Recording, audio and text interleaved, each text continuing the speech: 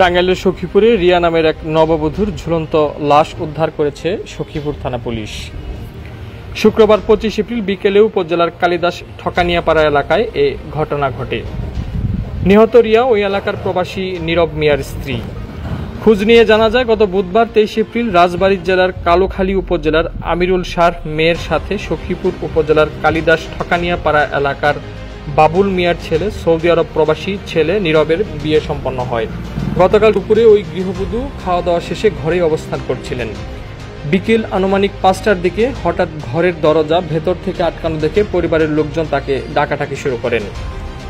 কোনো সাড়া শব্দ না পেয়ে এক পর্যায়ে ঘরের পেছন দিকের বেড়া কেটে ঘরে প্রবেশ করলে ওই নববধূর ঝুলন্ত লাশ দেখতে পেয়ে বাড়ির লোকজন চিৎকার চেঁচামেচি শুরু করেন।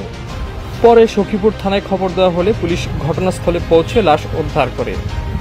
সখীপুর থানার অফিসার ইনচার্জ মোহাম্মদ জাকির হোসেন জানান, খবর পেয়ে ঘটনাস্থলে গিয়ে পুলিশ লাশ উদ্ধার করেছে।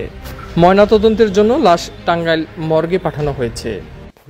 এরিয়া ঘরে দরজা দিশতকা হন নয় না, জব নয় না, গেছে জাল্লা মোড়ে, জব নয় না, গেছে পিছনে।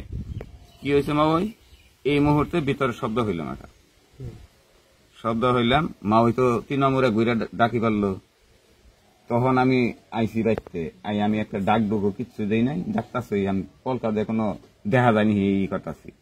দক্ষিণ মোড়ে গেছি, জানলার সাইডে দেখা যায় না, এই চকিতে যে মানুষ আছে এটা কোনো বোঝা যায় না, খুইয়ারও নাই বইয়ারও নাই। আইসি এই ঘরে মার তুলে নিছি, আর হইলো একটা আতন নিছি যে আয়না বাতিটা খুললে ভাতা দেখা যাবো, তক্তা ফাঁক হয়ে যাবো, দেখা যাবো আছে নাকি, বুঝছেন।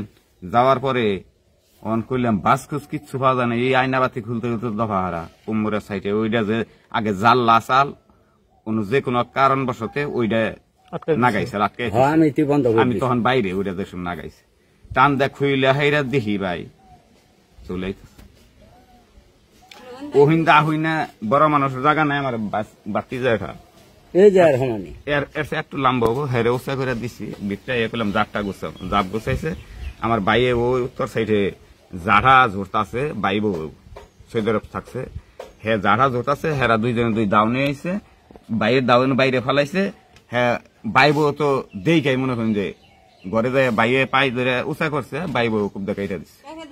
এই পর্যন্ত আমি যে ঘরের সামনে বাই বসছিলাম এই শেষ। দুপুরবেলা মেয়ের মা, এখানে মূল হচ্ছে মেয়ের মা আর খালামণি কিছুতেই দেবে না, এদিকে তাদের ঝামেলা, তারা দেবে না। তো মেয়ের মার সাথে কথা বলছে কালকে দুপুরবেলা, মেয়ে কথা বলার পর থেকে তো তার মোড চেঞ্জ হয়ে গেছে। তো তারপর বিকেলবেলা হচ্ছে আঙ্কেল চলে যাবে, মেয়ের বাবা, উনি চট্টগ্রামে কোনো একটা মেডিকেলে জব করে। তো আমি আমার মামাতো ভাই আমরা দুজন গেছি ওনাকে গাড়িতে করে উঠাই দেওয়ার জন্য। তো গাড়িতে উঠাই দেওয়ার পরে, গাড়িতে উঠাই দেওয়া 5 মিনিট হয় নাই, এর মধ্যে বাসা থেকে আমার মামা ফোন দিছে, ফোন দিয়ে বলতেছে রিয়া তো রুমের মধ্যে দরজা বন্ধ করছে, তো তোমরা কোথায়? বলছে আঙ্কেলকে গাড়িতে উঠাই দিছি। বলতেছে, পরে আমি মামাকে বলছি যে দরজা টরজা ভেঙে ফেলো। 2 মিনিট পর আবার মামা ফোন দিছে যে যেখানে আসো এখান থেকে ব্যাক করো। তো আইসা দেখি হচ্ছে এই কাহিনী। 800 টাকার ওষুধ দিছি, প্রেসক্রিপশন করে দিছে এই ডাক্তার, পেটে ব্যথা। তো সেই ওষুধ পেশেন্টের অবস্থা একদম লাজুক, মানে প্রেশারটা একবারে কম, 122/60 প্রেশার। কথা বলতে পারে কি?